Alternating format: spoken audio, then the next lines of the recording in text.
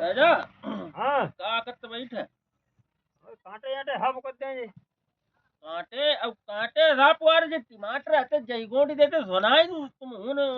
ईमा बिन्ने ईमा का तुम्हें धरो तो बहुत बड़े यार में भाई वे भाई दूध बड़ी दूध ईमा काटे न अब वो टमाटर में 20 रुपया किलो में का धरो 12 धरे तू कुछ जानता हो। हाँ अरे ना इनमें काटे न दूध कितो बढ़ाई लियो अरे कांटे भंजा का इंतजाम हो जी तुमको मालूम ही नहीं 1 लीटर ला बड़ी वो अगर तब अच्छा पौवा अरे कुछ समझ ले वो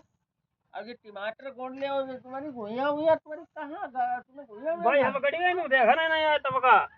और को बारह बहादुर बता वो कांटे न दूध बढ़ाओ हेलो तुम्हें ना पता ही नहीं हम दूध बड़ा थी तुम्हारा वो गिर्री बने बना तुम्हें तुम पर इमा काट ले वो भट्टा ज्यादा ठाणी इमा तेरे सुनाए इमा काटे निकाट बैठे इमा भैंसिया को दूध बढ़ाई और का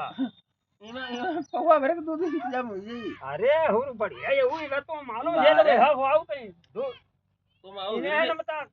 दूध बड़ी ना तुम आओ गिर्री बने बना अब तुम चाहे को तो का हुआ तुम्हारे समझ में आवे